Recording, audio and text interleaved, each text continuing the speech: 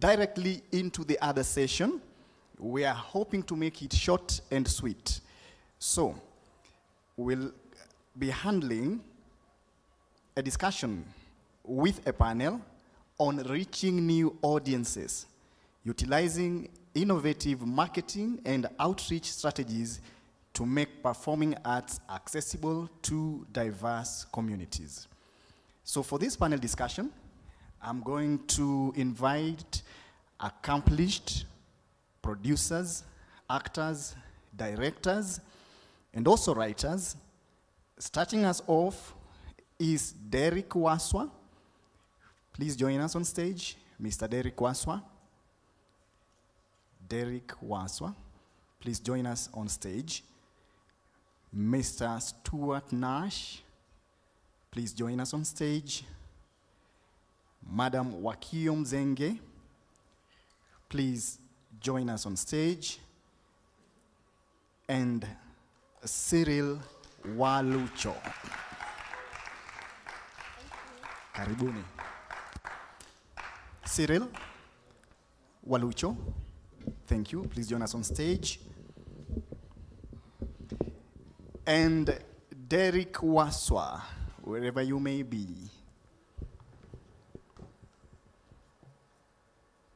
I think I saw him outside somewhere. Yeah. Okay.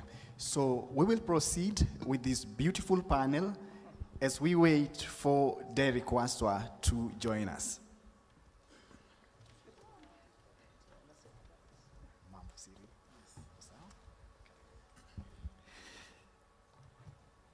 So, lady and gentlemen, and in keeping with the tradition of Anwa Home, everybody else in between and thereabout, welcome to this panel discussion. So it's all about new audiences, about reaching new audiences, and utilizing innovative marketing and outreach strategies to make performing arts accessible to diverse communities. On the table by your side, you will see we have a microphone. So for the first round, we are simply going to introduce ourselves. So it's simply, if you noticed, I did not have your bio to read through. So we want us to do the bios by ourselves. We'll start with the lady, of course, Madam Wakio. Thank you very much. Good afternoon. My name is Wakio Mzenge. I am currently the ambassador for KidFest. I am the face of African Podcast Voiceover Awards. That is that the entries are currently open. The voting is also open, so make sure you go to that website. And I'm also the founder and director of Beyond the Mainstream Storytellers. We are, wow, we have fans. We're 1 year old and we have fans. We're doing very well. So we are an experimental theater company, and we've been running for 1 year right now. We are interested in 3 pillars of mentorship, knowledge and skill set transfer, and also experimental performances. I'm very happy to be here to discuss this very important topic of bringing in new audiences, especially with the hashtag Twende Theater. Thank you very much. Thank you so much. Round of applause for Wakio. Karibu sana Wakio. And then Mr. Stuart Nash. Hello everybody. My name is Stuart Nash. I haven't got a list as long as Wakio's. I'm basically a producer and a director, but I hope I can bring some insight into how we bring audiences in to see our shows. Thank you very much. A round of applause for Stuart. And we go to Cyril as Mr. Derek prepares for his introduction. So Cyril, please tell us about yourself. Good afternoon, ladies and gentlemen. My name is Cyril Walucho. I am the Deputy CEO of Millers Productions Kenya, standing in for my CEO who is out of the country, Claire Wahome. I am a film and theater director, employed at Azam Media Kenya, and currently also the Deputy CEO of Millers Productions who majors in theater productions, arts, and music. Thank you, Cyril. Round of applause for Cyril. And finally, Derek Waswa, please tell us about yourself. Hello, my name is Derek Waswa. I work at Kenyatta University in the Department of Communication and Technology, Education, Communication and Technology. And I'm a creative video content producer and a theater director, also a scriptwriter. I'm also the CEO of Dorion Productions Limited, and I'm pleased to be here. Thank you. Thank you, Derek. Karibu sana. Round of applause for Derek. So we'll go direct to our discussion, and I think it would be very nice to start with Cyril. I think Miller's Productions, have come to know them as a representative of what now we are calling the Gen Zs. Because I think from the performers, even the producers, directors are quite young. And the question would be in terms of reaching new audiences. Miller's has managed to reach audiences that we've never seen before in theater, building a completely new type of audience. How have you managed to go about that? And do you have like a target audience? Thank you very much. So to answer the last question first, does Miller's have a target audience? Might sound weird, but no. And that's primarily our major success in reaching where we are, is because we do not have a defined target audience. Miller's Productions' main goal was to nurture that step where an individual leaves the drama festival, joining college, and then venturing into arts or into the profession. There's that gap where someone is just hanging. He doesn't know what to do. What do I do next? Where do I go next? So it's at that particular moment where Miller's comes in. And that's why 90% of our members are aged just after high school and just before college. And that's primarily why as you've called us Gen Z, because most of our members are young. And the advantage of this over most other production companies is that we get to have a perspective that most other people don't have. And that's the perspective of the Gen Zs and the young. The youth have a view in life which most of us who are a bit older do not have, because they are open-minded.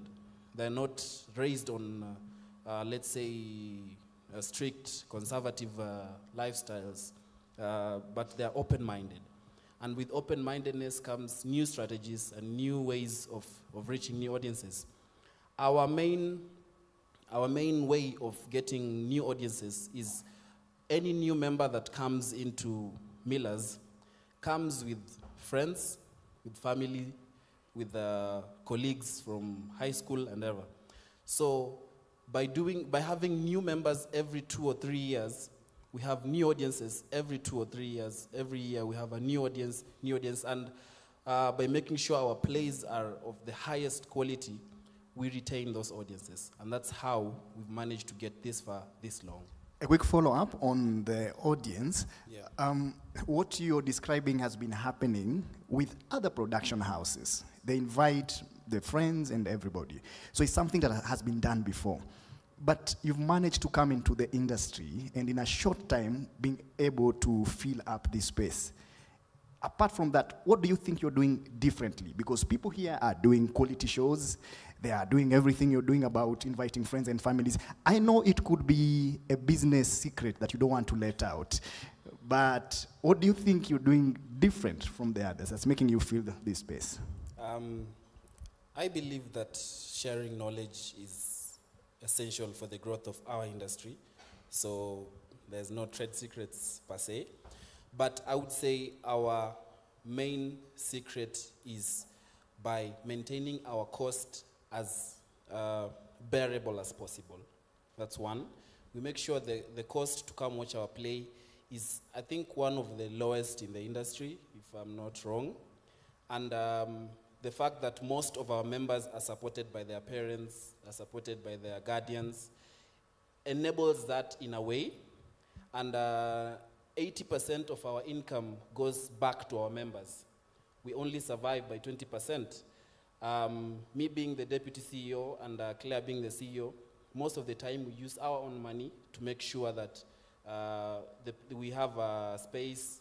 You know, hiring this auditorium for 3 days is not as cheap.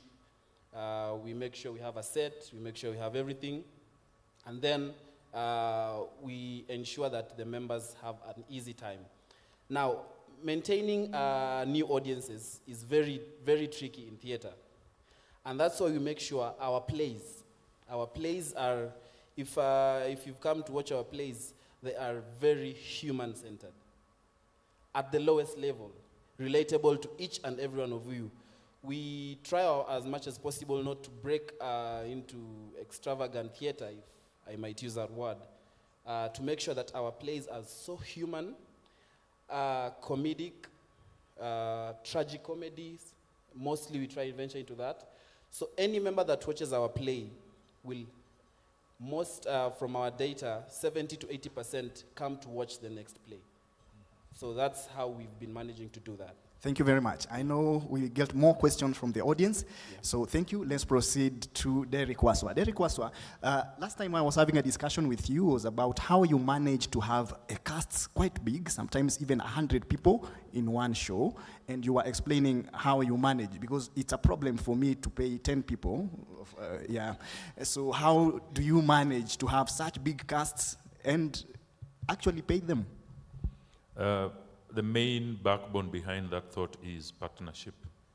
And ordinarily, as a performer, you'd want to earn something from your performance or your experience in the performing arts.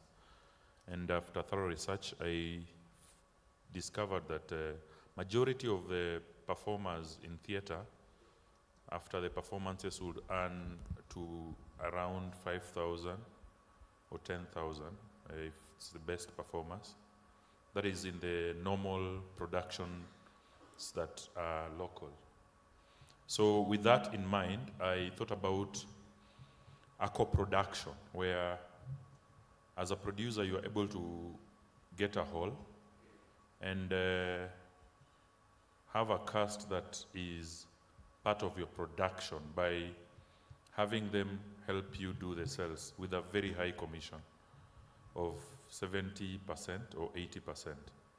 So that means if you're ticketing at 1,000, in the event that your performers are able to raise that kind of an amount, for each ticket they get 800 shillings or 700, they'll be motivated, because if they are able to raise 100 guests, then that means they're getting 80,000, which is 8 times more than what an ordinary performer will get.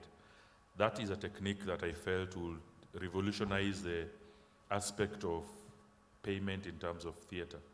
It is not conventional, and it has been through a lot of criticism based on the stereotypical kind of theater where the producer has to cater for the production costs and the expenses plus paying of the artists. So I believe I was the first person to initiate that in this theater, and with the show Virtual Reality, we were able to fill up the entire weekend of this auditorium. And having been an experienced director in the university festivals, I figured these are very great performers who do not actually get a platform to showcase their talents on the National Theatre. So we opened up a window where we would invite the best from each university. And in our first performance, we had the best from MKU, best from JKUAT, that is where we had the likes of Claire, the CEO of Millers. We had the best from Kenyatta University, we had the best from ZTech, the best from MMU, the best from all the universities coming on board. And the dynamic was ensure that each show has a different performer. Essentially, it is almost triple the work, because you have to direct different performers for different shows and achieve the same thing. Of course, there will be a difference in terms of quality of the shows based on the mood of the audience, and the strength of the performers, but that was the marketing gimmick behind it. And blocked all the ears from the criticism around it. And I think it worked because after the third show, we had a totally sold out show here.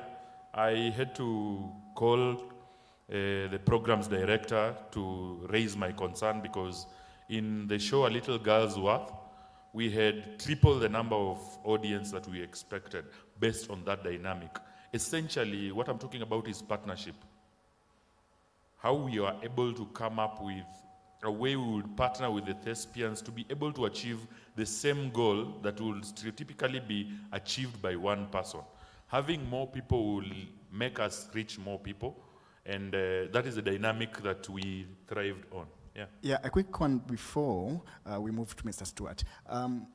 You mentioned, you say that it worked. Yeah. Have you stopped? I have not stopped. Actually, I have not stopped. In fact, I will never stop. Very nice. Yeah, I will never stop. The only challenge will be the spaces are unavailable. I had a bigger show to have. In fact, it was to be done, I think, this month. But you see, we had renovations. And having gotten used to the space, it was quite hard to go to a smaller space. Because there was a time we tried it in 2019 at Ukumbi Mdogo, and there was the same challenge where we have more people outside the hall than in the hall. So it didn't make economic sense to us. So we decided that we'll wait until that time comes, and then we can do, even if it's a 2 weeks show, then we'll achieve the same goal that we will have achieved previously, there being no space. Yeah. Thank you, Derek. For those who still don't understand what we were discussing here with Derek, it's his model of getting audiences. If he has 5 shows in a weekend, let's say 1 on Friday, 2 on Saturday, 2 on Sunday, for each of those 5 shows, he has different performers. Why? Because it is those performers to bring their audiences. Last one, do you choose the best marketers or the best actors? Now, this is a challenge that we always find in between, because among the best actors are the worst marketers. And it's a challenge you will always face in case you want to try this kind of an approach. You will most probably work with the average performers because they are the best marketers.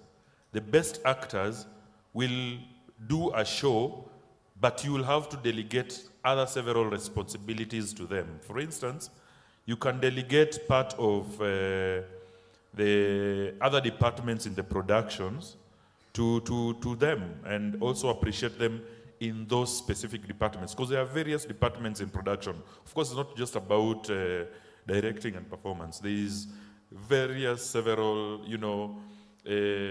departments that can be in production. You'll talk about, of course, publicity. You'll talk about, the errands that will be run, their audition preparations, and, coordinations of actors. There are other various many things that these specific actors will be able to help you. Of course, you can be able to appreciate them. But for a person of my experience, and based in mind that I'm trying to achieve this, I try as much as possible to also encourage them to strive to also get some people coming to them. Essentially, it's art in business. As an artist, you have to commercialize your craft.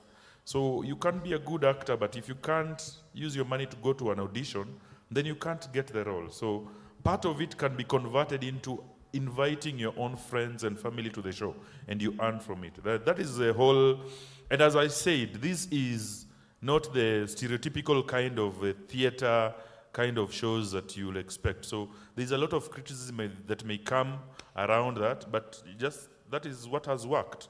Thank you so much, yeah. Derek. We call it the Derek Waswa model. Yeah. And we'll be coming back to him with questions from the audience and also from fellow panelists. Stuart Nash, you have done productions here, quite memorable. I don't think you leave any stone unturned. You put everything into your productions. Gahi Kadeda, you did it in Kikuyu, you did it in English, and all the shows had full houses. So when it comes to audience, reaching the audience, I think you've also done it in a bigger way than most of us have done, even after doing it for many years. So do you have specific strategies that you employ to reach out to the audiences to get them here so that you do not perform for empty seats, but all your shows are filled up? Because definitely you don't use the Derek Waswa model. Yeah, we are this stereotypical production company. Obviously, we have the same probably marketing strategies as most other people, but I would say the difference at Nairobi Performing Arts Studio is that we are careful about which show we will choose to do that will have some kind of an audience built in. Unfortunately, it's not possible for us to do some shows that I would like to do because I just don't think we'll be able to sell it.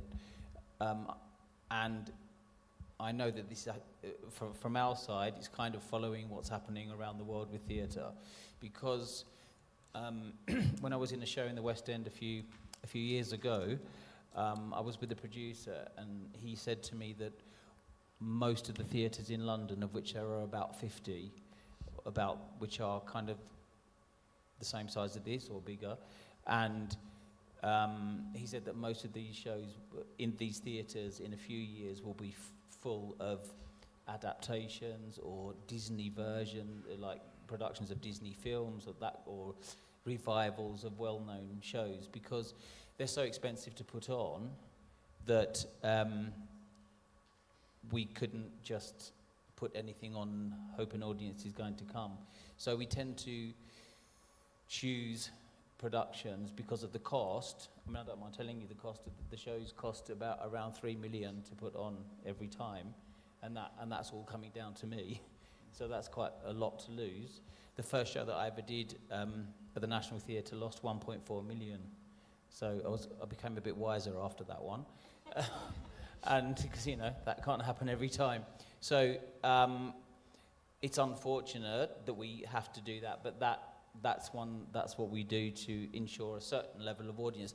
It doesn't always work out like that. Even when we did Betrayal in the City, which I'm sure every single person in this auditorium knows, by the Friday of the second weekend, we were still 1 million shillings short to break even. It was okay in the end, but you know. So I would say, rather than marketing, which is I'm sure is very similar to all of us, you know, we're on social media and whatever. Although we have been lucky that we have commercials running on Citizen TV as well. But yeah, so we choose shows that probably are going to, like Gay Cadeda. Yeah. I think another thing, which I was talking to Wakio about this before, is that yes, new writing is really, really important. I'm not saying don't do new writing, but I've said this before, that I think there are some really well-known older plays that could be done, and you would have an audience that comes with that. For example, we're doing, or not just that, you can be creative in choices of what you're going to do. So we're doing a stage version of Nairobi Half-Life that Giuliani's writing the songs for, that kind of thing. So it doesn't, but I feel personally, if somebody's going to do a new work, unless it's by a very established theatre company with an existing audience, or it's by a well-established playwright, it's going to be harder to sell that than obviously if we say we're doing a play by Ngugi wa Thiong'o that's not been done for 45 years. Yeah. About reaching the audience, you were also able to do something, I don't know if it was a partnership with Royal Media Services, because it's something that all of us would like to have, like having our advertisements on Citizen TV and that. So, how did that work out? They approached me. They approached you. Cyril, have you ever been approached by a Citizen? What do you think played a role in them approaching you? I don't know, but it's not only us that has that. I know that the Roda Ordain's opera company, they have commercials running, and I've seen a couple of others. It was just, I don't know, what happened, I was in London at the time, and Gilad, who had been in the first Sarafina, just called me and said that someone from Citizens trying to contact you. It was just like that. Yeah, allow me to ask a bit uncomfortable question in relation to the Kenyan audience. The Kenyan audience, do you think the Mzungu factor plays a role in attracting audiences such that when they see Stuart Nash, probably it helps the numbers? I don't think so, because we don't actually do Western shows as such. In fact, the first show that we're doing, I think the last Western show that I did was probably Greece, which was in 2018. All the shows I've done then, weirdly, have all been Kenyan or Kenyan adaptations, like the ones that we do at Alliance Française are. So we take a classic French play like a Molière, like L'Avare, and then a Kenyan adapts it for modern Kenyan audience. Right. So, actually, yeah, there are Mzungus that come, but I don't think anybody really comes because I feel like people don't come because I've directed it. Thank you for mentioning that, because it's something sometimes we mention in undertones. Maybe tuweke mzungu kwa show alafu No, people let me will tell come. you, most of the people, well, I can tell you there were no Mzungus in the Kikuyu shows. So, and that was half the shows that we, out of the 12, 6 were Kikuyu. And of the others, okay, there might be a handful, but I mean, I went to see, nothing against this show, but I went to see 1984 at Braeburn. 1984, yeah? Yeah, what did I say? 1984 at Braeburn, which was written by George Orwell. He wrote Animal Farm as well. And there were, it was like 90% Mzungus there. But for the shows that we do, I can't say honestly that there were, I've seen, you know, I've not counted them, but it's not, I feel it's not a factor. Probably everyone's going to go, yes it is, but I think, honestly, I think we just do good shows. Thank you.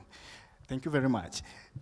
The last question before I move to Akio is, you had a deficit of about, sometimes from production, from in terms of, let's call it a loss at some point. Yes, it is a loss. And now you are already putting up the next production that you're preparing. What do you think you will do differently in this other production to avoid that loss? And do you think that will impact the way you reach your audience? Well, I guess from experience, I don't know how many shows we've done now, but it must be, I don't know, 15, 20. Over the period since I made that loss, which was 2018, I have a pretty good idea of how many tickets we can probably sell, how many, how many people are going to come, all of the budgets are kind of around the same price. I mean, Betrayal in the City was probably less because there were only 12 people in it. I can't remember now, but if you look at all the other ones we've done, even going back to Greece, Gay Cadetta, Sarafina, the other 2 times, they're all similar-ish between, like, cast size, set size, maybe between 30, early 30s up to early 40s in terms of cast size. The crew size are all approximately the same.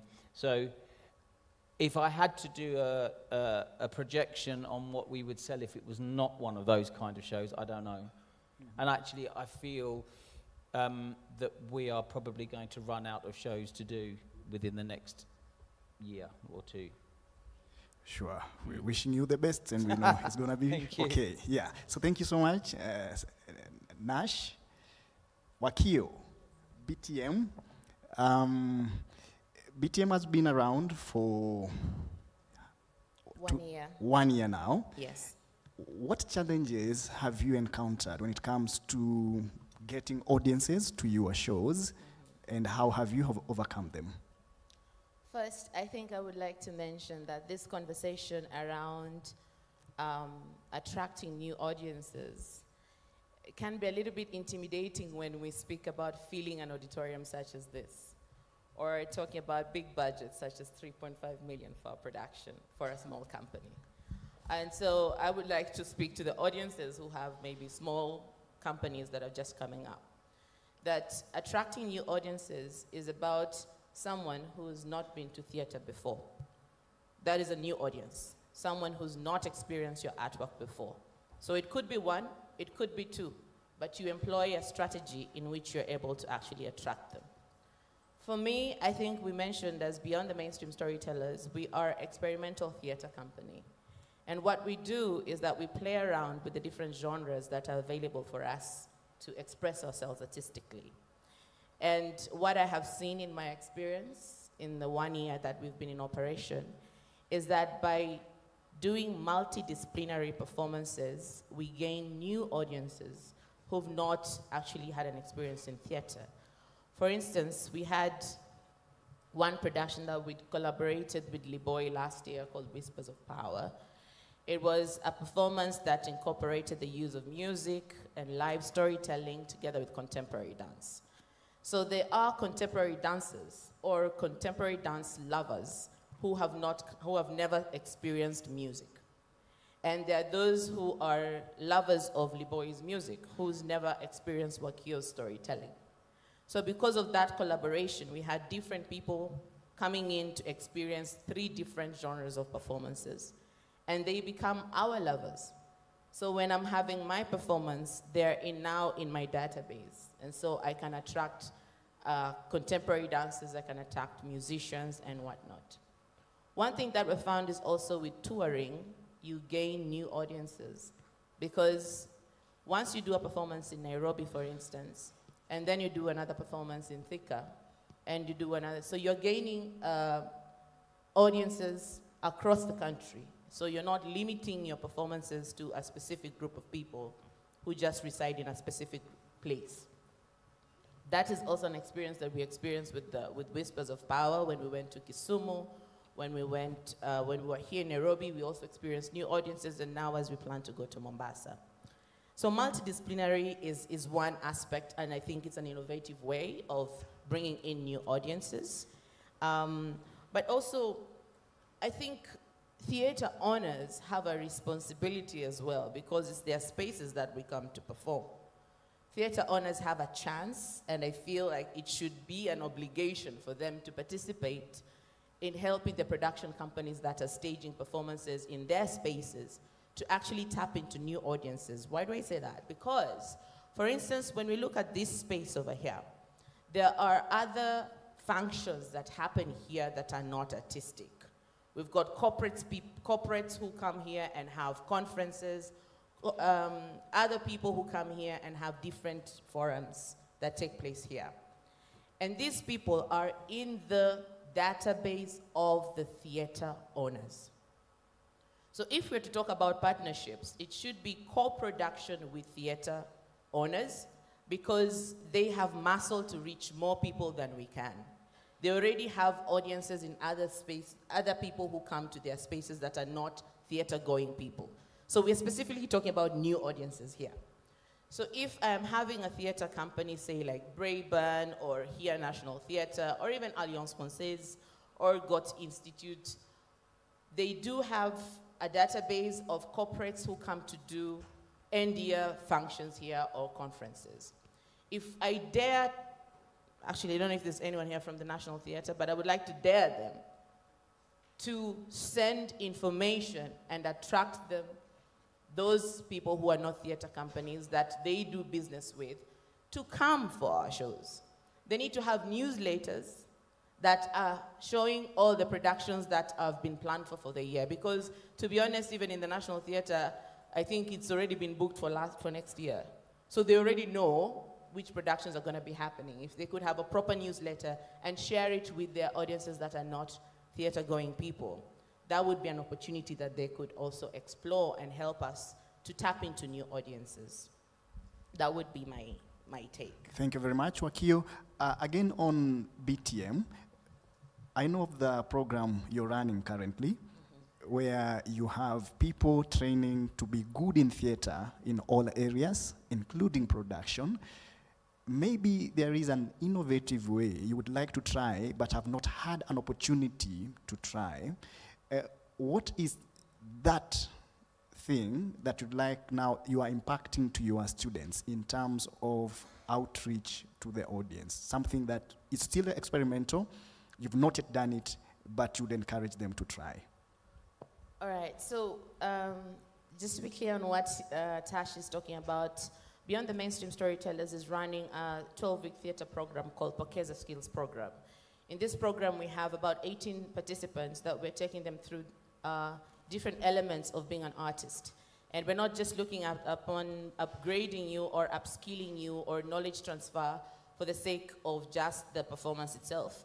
But we are looking at having an output of participants that are holistic and able to navigate throughout this unpredictable industry.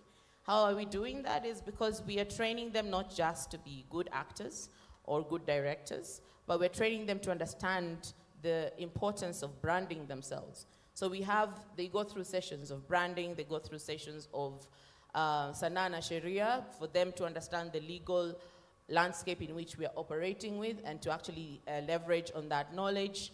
We're also training them on how to deal with money. So we have a session on money matters. And we're also training them to understand and navigate the social media space, which is a marketing tool, which can also help them to be able to tap into new audiences as a marketing strategy. We're not training influencers. We're not hiring marketers, Derek. However, we are training people to be holistic. The thing about what we do as artists is that most of us are sole proprietors. We do not belong to a company. And so we are our own brand ambassadors. We are our own marketers. We are our own actors. We are the sellers. We're the sellers and we're the product. Okay? Because most of us are like that, then we need to be able to skill up and be able to know how we can be able to market ourselves as individuals. Social media is one space that I think can be used innovatively to gain new audiences, to maintain audiences, and also to market your products.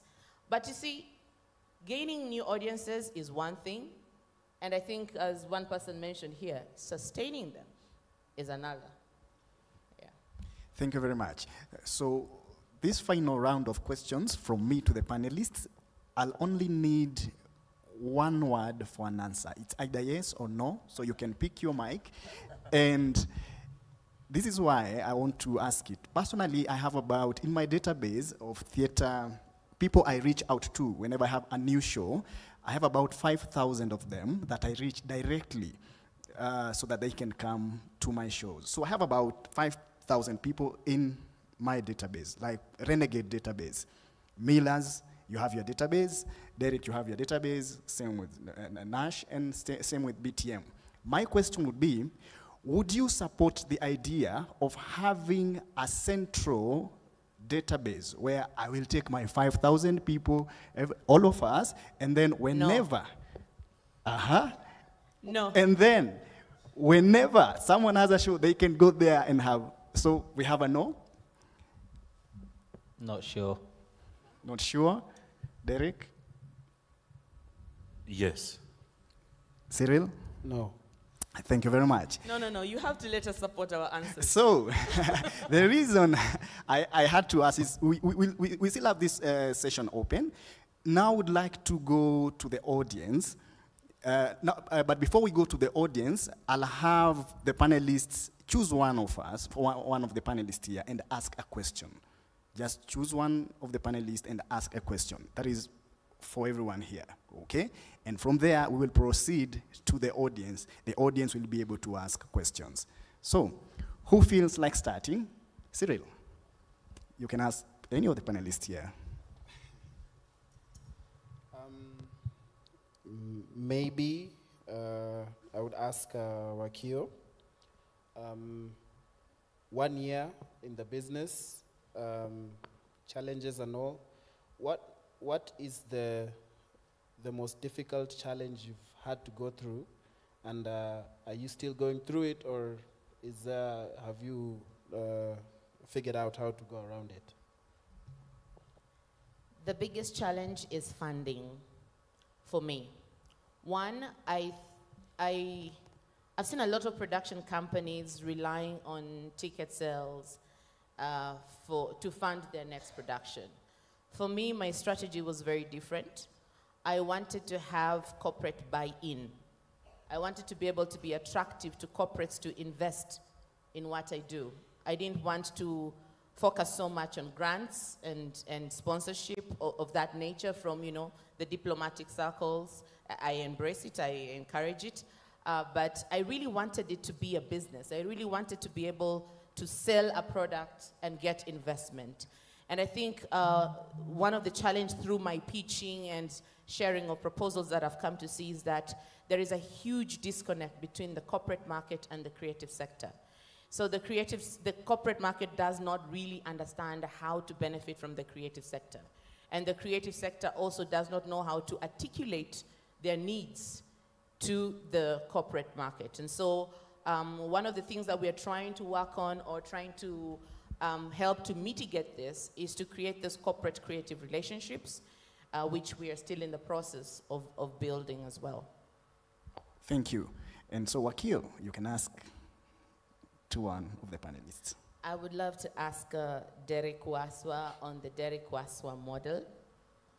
I'm curious to know, I have two questions. Am I allowed to ask two questions? Yeah.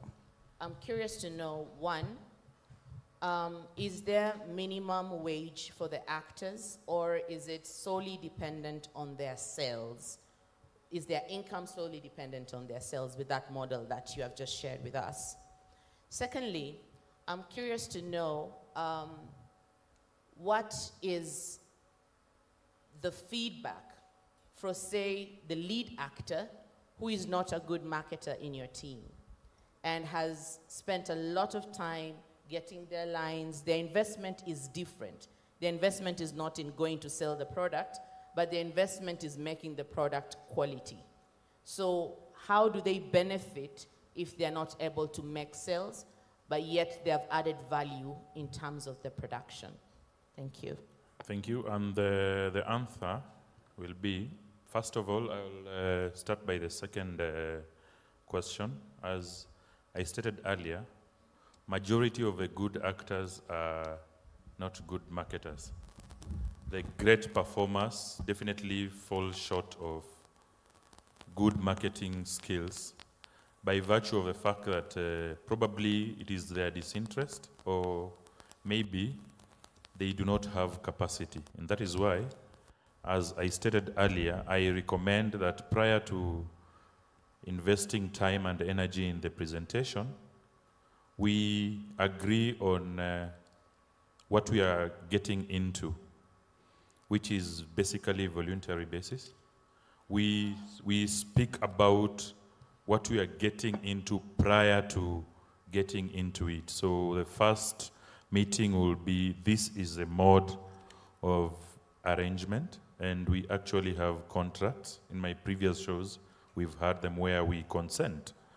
And the biggest challenge is, maybe I can even delve into it and say the biggest challenge is majority of the people who perceive themselves as not so good marketers sometimes end up, you know, doing quite well. In the event that they are not doing quite well and have experiences as such, is where you delegate several different duties which you appreciate them differently based on what their capacity is. It is an open field that invites consent from them prior to engagement of, you know, time and energy into the production. The first question was about if there is a bare minimum. It's a partnership. If I make a loss, we all make a loss. If we make it a success, we all make it a success. Fortunate enough, it is very rare to have a group of over 50 people consenting to make a loss. So we'll all work towards ensuring that it is a success. If it is a loss, it's your individual decision. Because since I ever started practicing this, I've strived to ensure that at least by the end of the show, somebody has to have something in it. So it's a model that I felt, because I was among the performers in the show that was famously known as,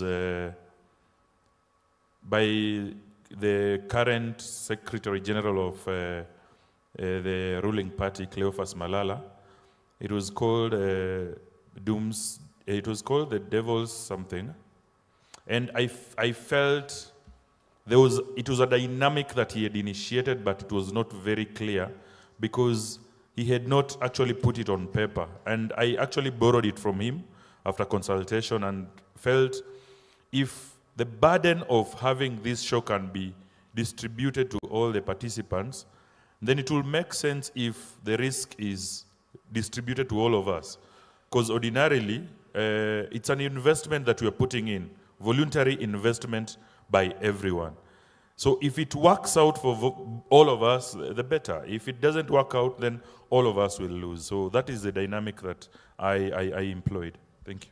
Thank you, Derek. And now you have an opportunity to ask. My question will go to Stuart Nash, and my question will be, if you have an option of employing a graduate of theater arts or creative who has graduated in theater, or an option of employing a talented person, who would you go for and why? And their responsibilities are the same. Okay, thanks. So, in terms of who we engage for the acting roles, it's really based on talent. Unless it's somebody that we make an offer to, maybe like Wakio or Lorna or something for a couple of the roles. But for every production that we do, we always have a number of roles that are cast through auditions. So does this essentially imply that you prefer talent to academics? Are they mutually exclusive? You will kindly elaborate, because I want to believe that it is very important for our audience to understand the value of education, while at the same time also not underscoring the importance of talent. And I want to believe that among the greatest people who are doing shows at the theater, you are among them. And that is why I'm posing this question to you. In terms of the casting, if you mean casting or anything? Generally, your production. Okay, this is my personal opinion, and other people may differ, but the important thing for me is the talent. If somebody has a qualification if someone has a qualification, I don't think that necessarily makes them a great actor. I don't also think that somebody could have a qualification and be a great actor, or have a qualification and be a bad actor. I don't think that people should necessarily be given a starring role in the show because they have a qualification if they're not a good actor. But we also, I would like to add, we have had hundreds of interns that have come through NPAS and are in shows as well and worked on the crew or whatever to get an experience. All right, thank you. Thank you, Derek. Thank you. And now, Nash, it's your opportunity. Let's have Nash ask first, and then we'll have a rejoinder from you. Wakio can go first then, before as you prepare, please. All right. I think that touched me because I'm a teacher by profession, and so training is very close to my heart. And I think I think it's because the way you pose the question as graduates. So you bypassed all other forms of training that are not really like a degree. But there are many other forms of training that come in between. There are workshops, there are master classes, there are programs like what we're running as well, which are a form of education. It's basically the transfer of knowledge and skill sets. Are you able to make your talent skillful so that you are able to actually leverage other opportunities that come to you. And I think artists who are trained, it doesn't matter if it was a degree or you stand at a better position than an artist who's not trained. And you will see that even those with raw talents, they always come hungry for knowledge. And sometimes they even get training, not necessarily through a formal way, but even just being on the set with other actors.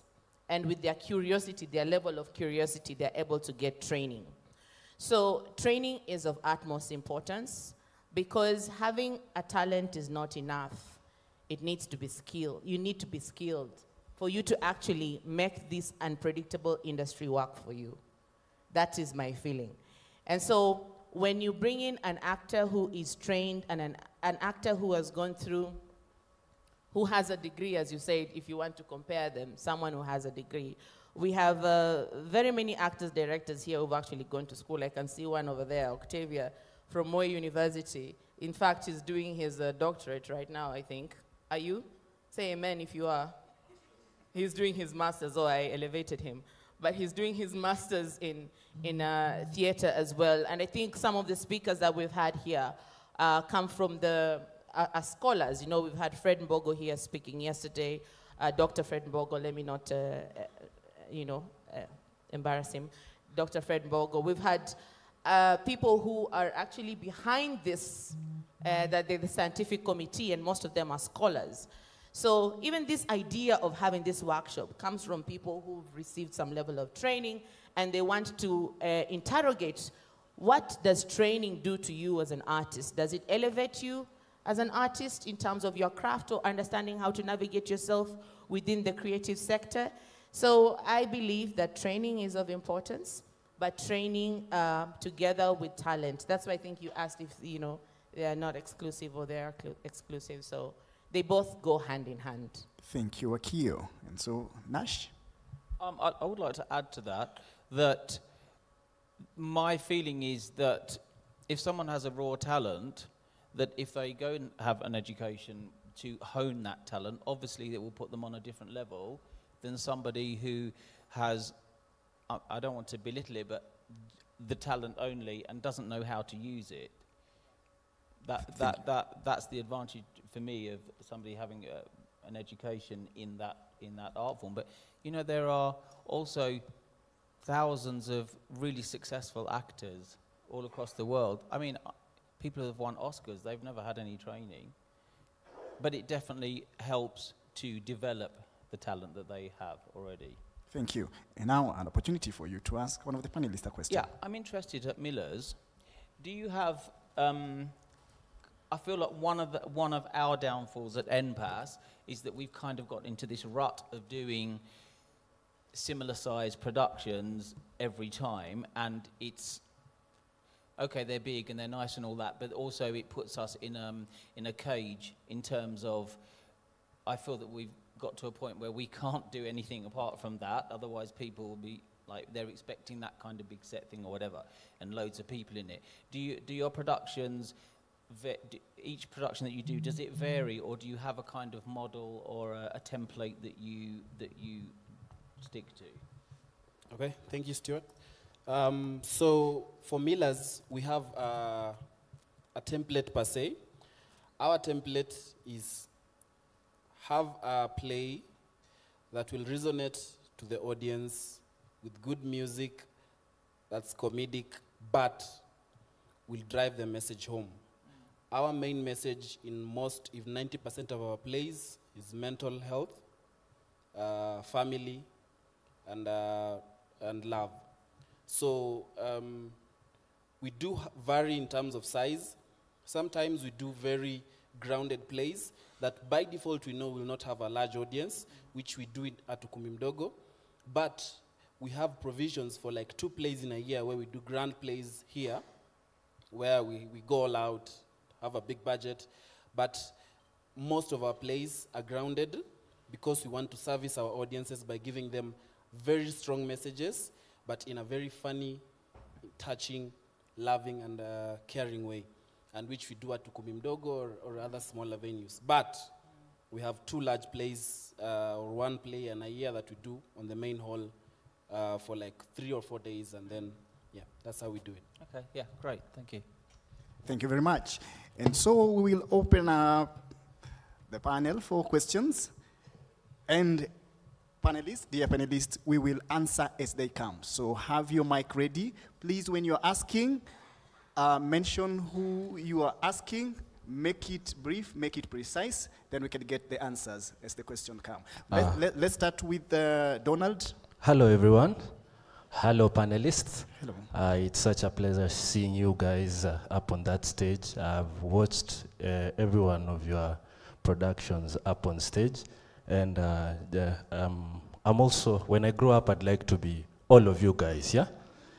Yeah, so just to go into it, my topic delves into funding and basically social capital, whereby right now I run a company called Dawn Productions. It's a one-man production company, yeah? Whereby I am the only permanent employee in that company. And everyone else, I work with them on freelance basis. The reason as to why, all of you know, yeah? All of you know. Munakosana na watu vibaya, just because of a show. So in the spirit of attracting new audiences, in attracting new audiences, you must have resources. Yeah, this is the kind, the polite way of people saying money. Yeah, money comes in different ways. It might be a Facebook post, it might be a word of mouth and all that. There's one thing that you guys did not tackle. How did you get your initial capital? Mulitoa wapi pesa? Because I heard Stuart Nash say he lost 3 million, he lost 70,000 in one production. The next time I got such an amount, I went to Mombasa and told my body, sorry. Yeah, next time you get such an amount, think twice before you put up such a show.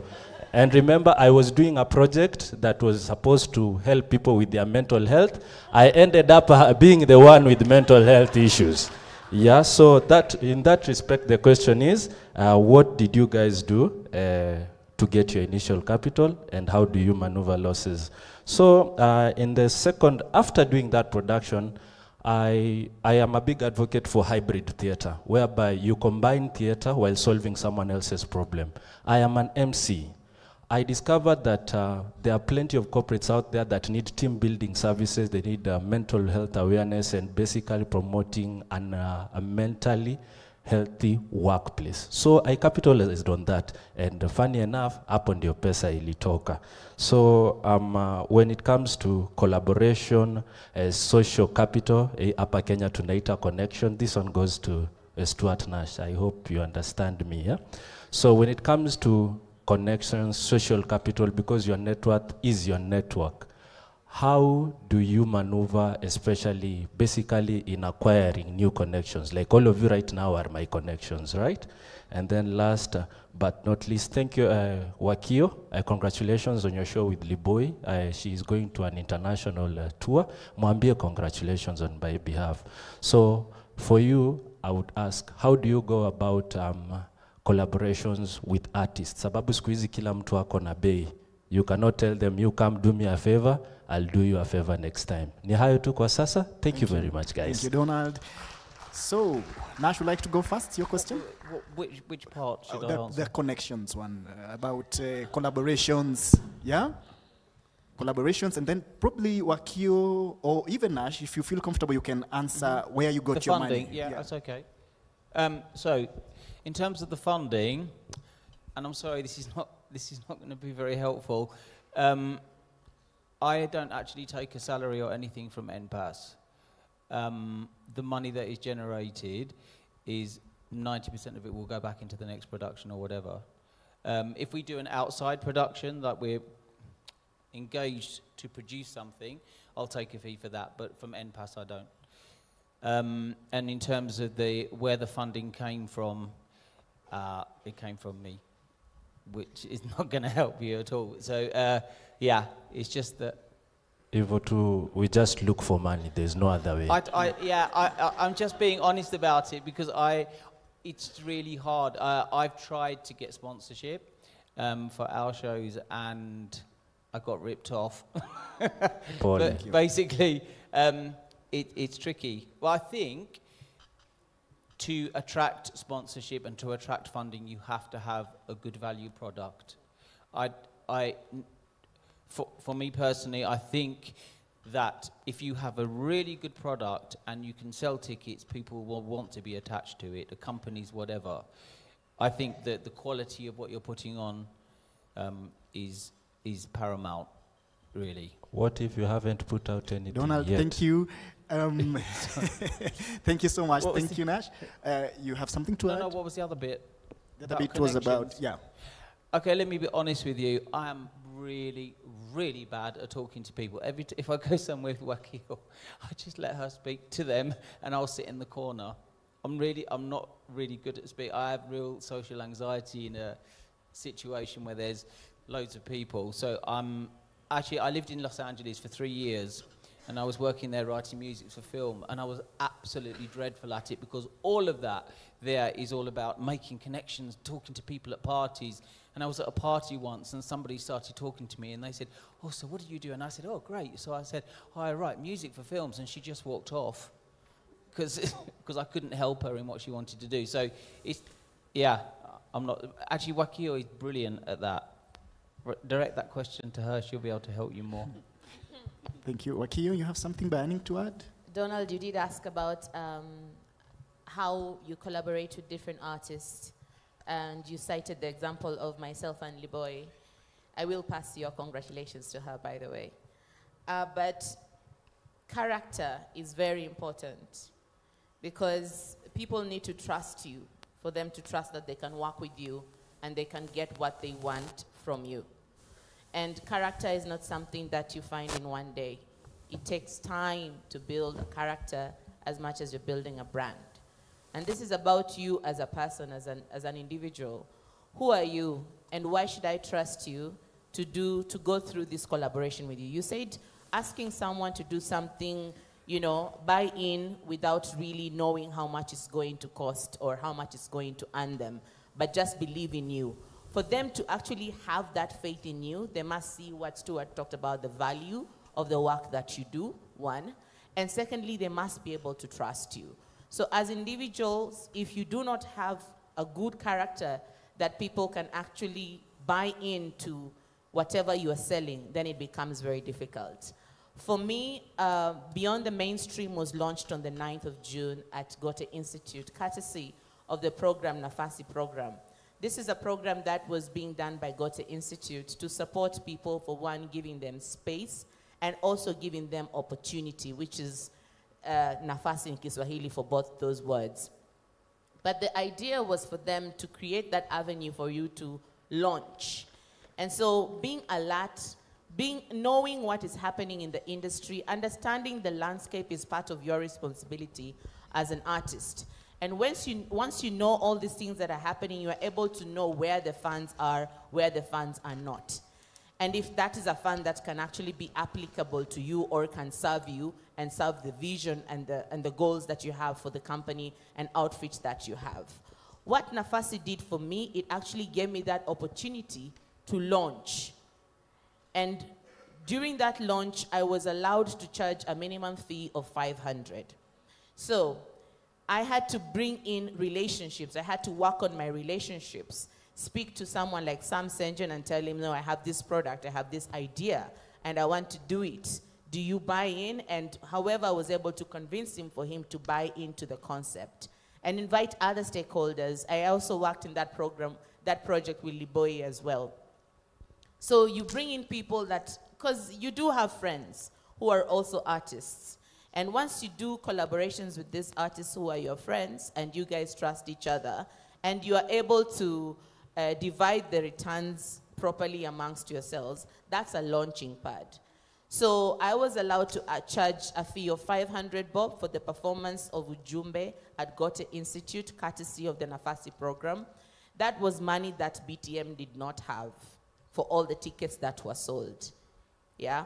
And that was money that allowed me to start planning for my next production. So what I would encourage anyone is to have a strategic plan and a roadmap to that success.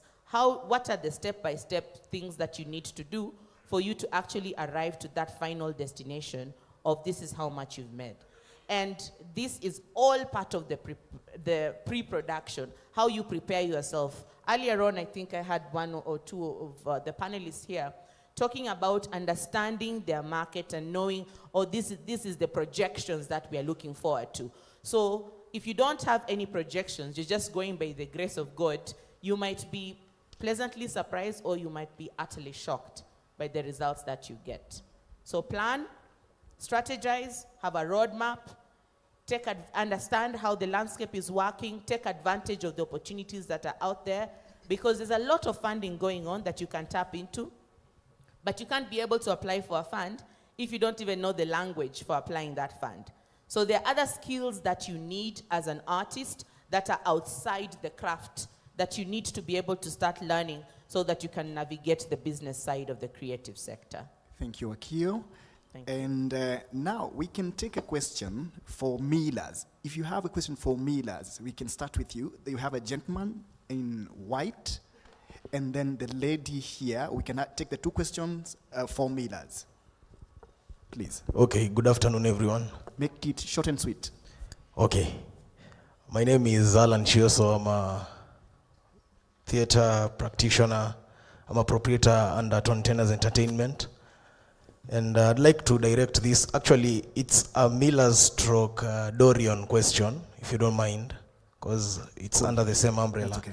Having worked with both of them before, I understand the aspect of from a foundation of basic marketing, like having a word, like a mouth to mouth, or probably a word of mouth from client to client in terms of selling tickets, is a fundamental foundation when you're starting. But now, for the sake of sustainability, here is my question. What packaging and promotion techniques can sustain profitability in theater spaces? That is the first question. If you don't mind, I can ask the last one to, towards Wakio and Stuart. You can hold it. First. Let's have this one answered. Let's have one of yours answered. Okay. And then we can get another one. When we get some time, we'll come back to you. So. So, you want to answer that, Cyril? Okay, please. The lady here. Good evening. My name is Wambui Kibwe, writer, actor. I wanted to ask you, Cyril, do you feel like Millers Production has played a role to providing a platform for new artists that enter the field? Because I feel like Millers has somehow exposed some great talents into the industry. And also, Millers' model of collaboration, where there are, you come together, you write a script together. One time this person is a stage manager, the other time the person is an actor. Has that really benefited the group, and would you recommend it to other upcoming production or to any other production? Thank you. Cyril? Okay. I will first answer Shioso, they daddy, as we call him. So techniques to sustain profitability. So the question that was asked previously about the initial, I don't think he was really answered, the initial funding to start. That's the main thing that most guys here want to know. What Millers did in our our first play is we had, at the time we had 150 members in Millers. 90% just from high school, just waiting to go into college or universities. What we did is we asked each and every member to buy shares into Millers Productions. So all the 150 members were asked to buy a percentage of shares into Millers, and each buys a percentage based on the amount they contribute. So it ranged from 100 shillings, some contributed up to 10,000, and we managed to raise 175,000 shillings. And from that initial is what we've been sustaining us, because for Millers Productions, after every play, we always ensure we have enough money to pay for the hall for the next play, and money for the set and everything. Then we'll begin from there for the next play. So that's how we've been moving, because Millers Productions is, I would like to call us a transitional theater company. I will also join that to answer Wamboi the second question, is that we transition members from their departments into the industry. Now, I think most of you know how hard it is to just leave school and not know how to get into the industry. It's a very small industry, the film and theater industry. So what we do as Millers is we try our best to make sure that our members transition into the film industry. We have so many members that are in doing shows for Netflix, for StarTimes, and for other big productions. Most of you know them. I don't want to mention them now because it's a different platform, but it's our pride to lose our best actors to film. It's our pride to lose our best actor to law, our best actor to whatever field, because by doing that, we leave a slot for the next artist to get into it, and the steps go on and on and on. And the only thing that remains constant is me and my CEO. We are the only ones that are constant in Millers because all our members keep transitioning. And every member that joins Millers Productions will start as an actor, get into the writing, get into directing, and then transitions. Every single member we've had has directed a play, a musical, or anything, and that's how we do for all our members, and that's how we will continue doing it going forward. Yes, I think that also answers about being a platform for members, because all our members are who are just leaving high school and who are just leaving college and don't know how to get in the industry. And they leverage some of my abilities being a member of the industry. I've been in film and production for the last 7-8 years. And I have so many connections in many stations, many production houses, and I help so many of our members to get jobs, and that's how we try and do that. I think I've answered. Thank you. Thank you, Cyril. Quickly, Dorian. Maybe I may just touch on sustainability. You mentioned about how sustainable the approach is. It is as sustainable as there will be new talent coming up. That is how sustainable it is, because every time there is somebody who needs a platform to showcase their talent, there needs to be an avenue to get it out. And I'm glad that you've been part of the production as a musical director, and you had the experience of dealing with totally raw talent in showing them how to perform musical theater in between that department. And with that effect, it means that anytime there is an artist who would wish to perform at the theater and we have a show, then that means there's a platform that is available for them. So it makes the presentation sustainable every time. We have a life membership, so any previous performers who've been interested in contributing to the subsequent shows are always invited to take part in them. Though in as much as possible, we'll strive to embrace new talents, because we'd want to reach as many people and platforms as possible. So that is how sustainable it can be. In terms of funding models, we talk about some partnerships, and the biggest challenge in theater usually is collaborations. Most of the producers or the actors will look at it as the aspect of money.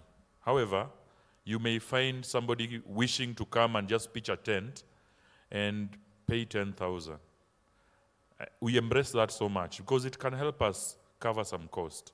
And if you realize in part of our presentations, we have a lot of that. So if you can have 10 of that or 20, you can be able to get some, because by the time you're waiting for that big sponsorship, it will be far too late. So we embrace the little we can get and also ensure that we can be able to do a show that they'll be able to appreciate. Our small sponsors will appreciate the fact that our halls are full, and we'll give them a platform to communicate. Thank you, Derek. So we'll have, in the interest of time, we'll have 3 final questions.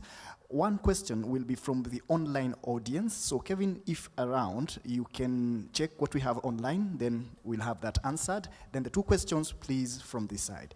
There is a gentleman over there. Yeah.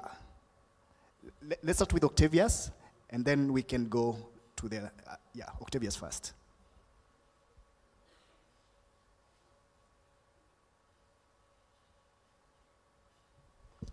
Yes, my name is Octavius, and I'm a theater director from Eldoret 64 Theater.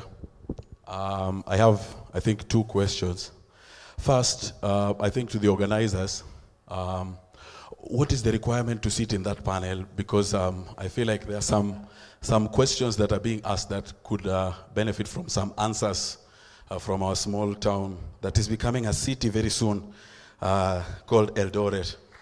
And then just a question to the panelists. In my space, I'm not really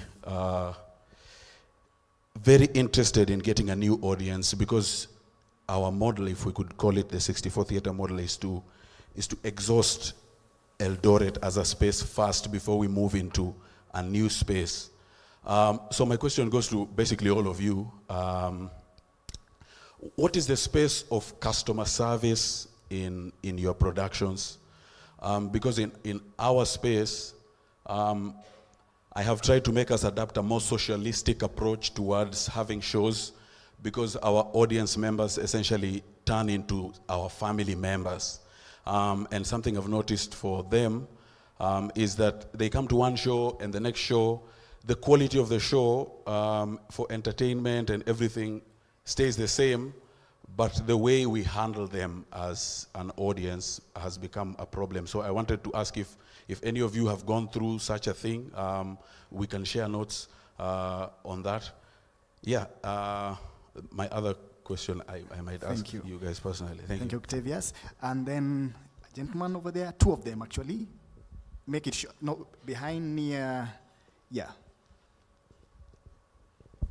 Hello, I'm Mercy. My question is to all of you, as I consider all of you producers. Are we doing our shows to build a business or to build a theater-going culture? Thank you, Mercy. Then the gentleman there.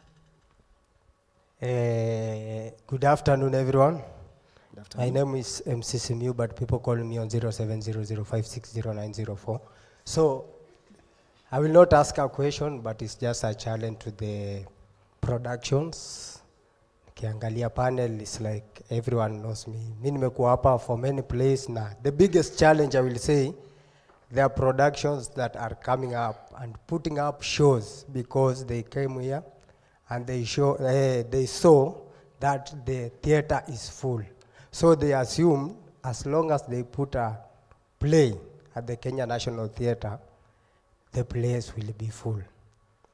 The other thing is, are we taking advantage of new artists, or are we giving them opportunity? That is my question. Thank you, Simiu. And please to Kieran here as we prepare. Kevin, get ready with the online. Good afternoon. Afternoon. So Tash, I'm assuming you're representing KNT, because there is no representative of the theater there, and my first statement was to them, so tell them. So when John Sibi was speaking, he talked about infrastructure. Now I'm tying it to your question that you posed to them, the yes or no question. Now this will be my solution. At the National Theatre, we should have a National Theatre Group. That way the theatre can collect the data from the audiences, and then when you as a producer want to put a show here, you can go to the National Theatre and they can help you. Because you can't ask all of those people over there, private company owners, you can't tell them now, give me all your customers. But the theatre, this is our taxes, so they can give it to you. Second was, this is now generally for producers. Now I wanted to know, do you producers talk to each other? Because sometimes we find that we have the best shows of the year, all of them falling in 1 month.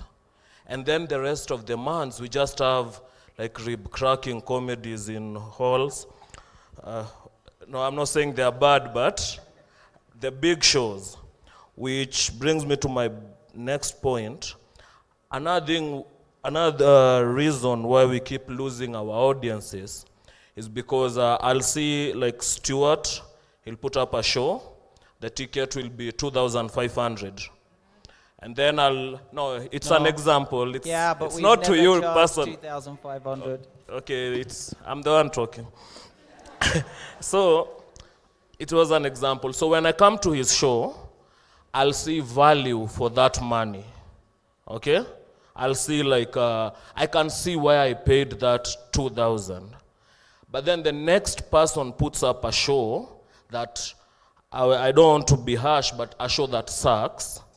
And I pay the same 2,500. I come. By the time the show gets to the intermission, I'm like, this should have been 500. So the next time, I'll not come to your show. So I'll say, much as you producers are trying to make profits, look at your show. You said that the best actors are not...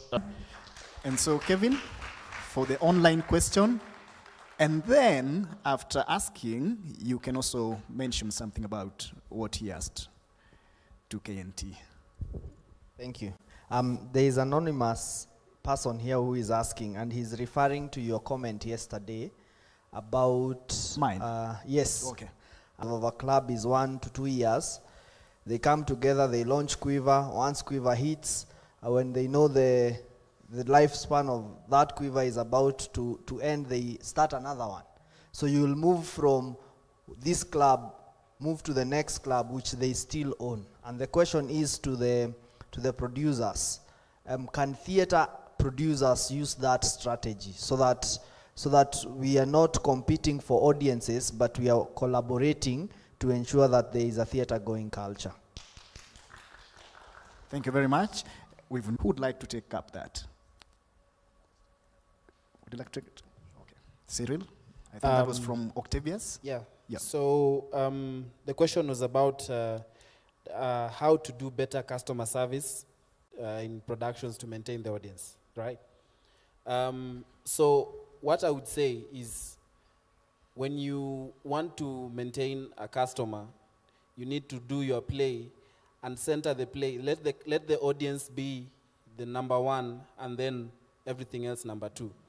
Because most audiences, and I think most of us have gone to watch plays, you find that the plays, say like, for example, it starts at 6.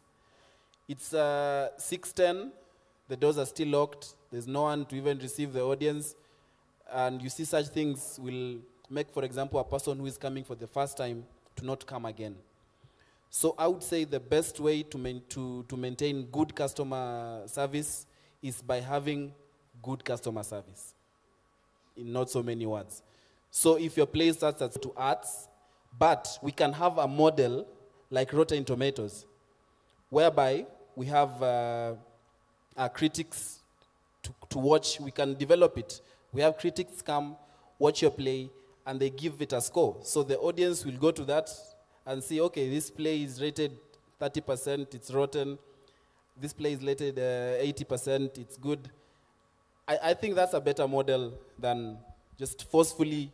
You see, there's no way, hata ukitumia message, sorry for speaking Swahili, even if you sent a message and it's a marketing message, chances are 90% of the times you will not go through with it. But if it's a heartfelt message from a friend asking you that I have a show, please come and support me, chances are you will buy a ticket. Even if you will not go to that show, you will buy to support that friend. But if I'm aggressively sending you a message, you're stressed at work, and I'm, no.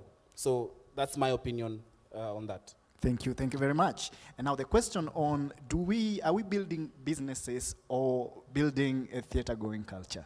I'd love to respond to that question asked by Mercy, isn't it right? Are we building a business or we are promoting theater-going culture?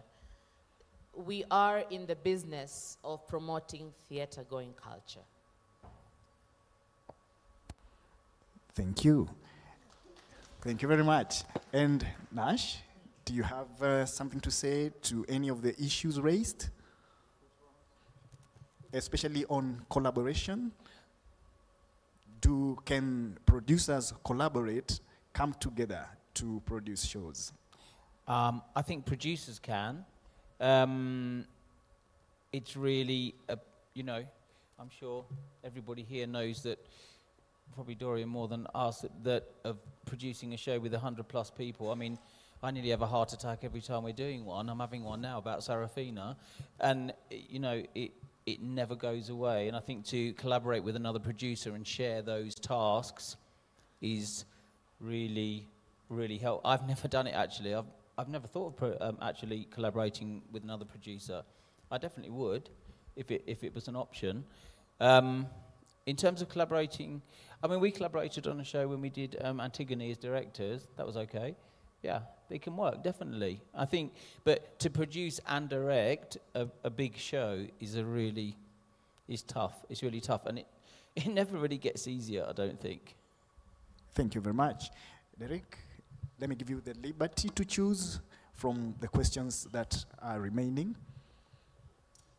There is one question that was asked by Mr. Simiyu about everyone who's attending the theater show and presuming that if they'll put up a show, the audience will be filled up. There is usually that wow effect, especially when curtains are going down and you're watching a show and it is filled up. So my advice to them would be, first of all, to also consult widely. We have had team members who have attempted the same model that we tried out. Sometimes it works, sometimes it may pose a challenge. The wow effect of having a filled-up show goes into many different departments, and presumably I may need to break them down just a little bit. One, you may discover that there are times you may attend a show that is totally sponsored, but you will not be told. So when you come here as an audience and assume once you put up a show at KNT it will fill up, probably that was a sponsored show, and people are attending maybe with subsidized ticket sales or for free. So that assumption may you know, mislead you. Secondly, you may attend a show that has a group that has a very good culture of you know, theater attendees, whereby I have seen musicals or maybe shows like, let me just mention Mkisi ni Mkisi, for instance. A very talented person from Kisii may attend that show and find that it is so easy because they have seen a totally sold out show and it is very exciting based on the fact that they have seen a sold out show. So not knowing that these guys have been doing it for a while and they have created a market for themselves that anytime they advertise a show, it becomes sold out. So it could deceive you. And on the positive side, you may also put up a show. And by virtue of the fact that you choose your dates wisely, maybe your timing wisely, it just becomes a success. I'll give an example. Ordinarily, let's assume, just giving an example of a song like Anguka Nayo. If it came out in January, would it have the same impact as now? Would it? It wouldn't. So sometimes, it is a good song, yes. But sometimes, as a performer, you may put up a show when the entire month has not had any show at the theater. People are so thirsty for a performance. Or it's at the holidays. Maybe it falls in between Valentine. Or maybe a holiday. And then out of that, you are lucky to have a few people who are walk-ins.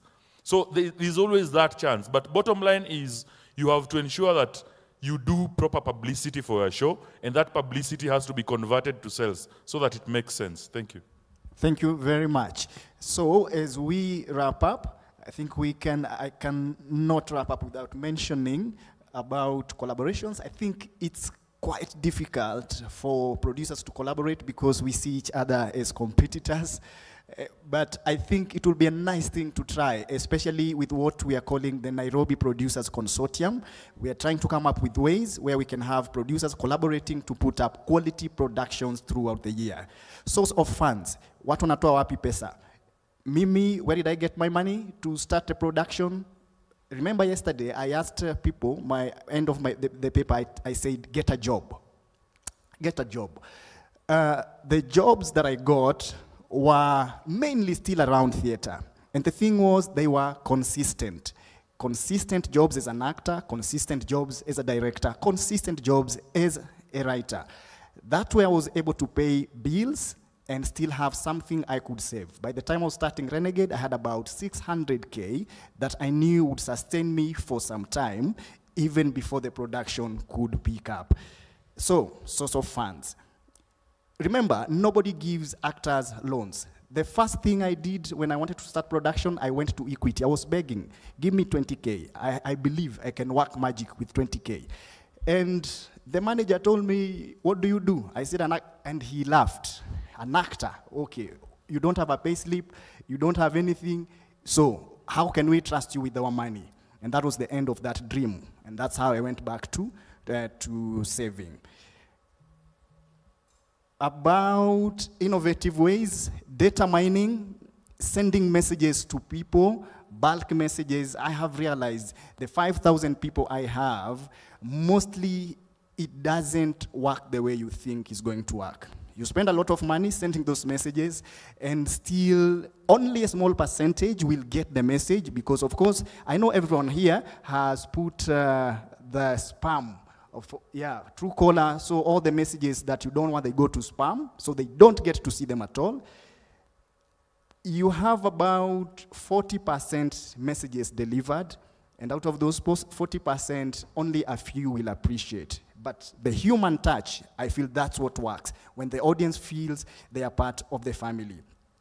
When we came back from COVID, people had discovered other ways to entertain themselves. For all the shows that I do in all the languages, the Kikuyu show, for me, was the one that I started making some profits. So it was low-hanging fruit. But when we came back from COVID, we had competition from musicians. You are competing with Samido, someone who's going to sing the whole night, and they're not going to charge the audience. You just need to come there, take your beer as you listen to music. And then in the theater here, I'm charging 1,000 for something that people will come, sit for 2 hours and go. So how do we compete with such people? We've started working with them, having them in our shows. So now we are not selling a performance anymore, we are selling experiences. You will come to the show, you will watch a play, and then Samido is there, we continue throughout the night. And that way, we are able to have everyone in the same space. Let me stop there, because I'm informed lunch is ready. Help me appreciate this great team of panelists.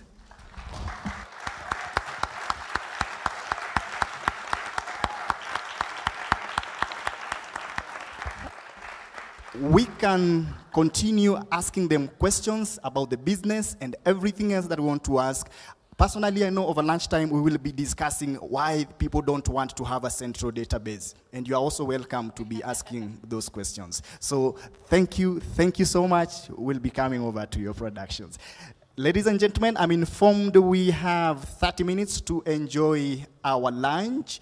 And so I will ask the panelists, as the people stream out for lunch, you can stand up here for a photo op. I see the photographer is ready.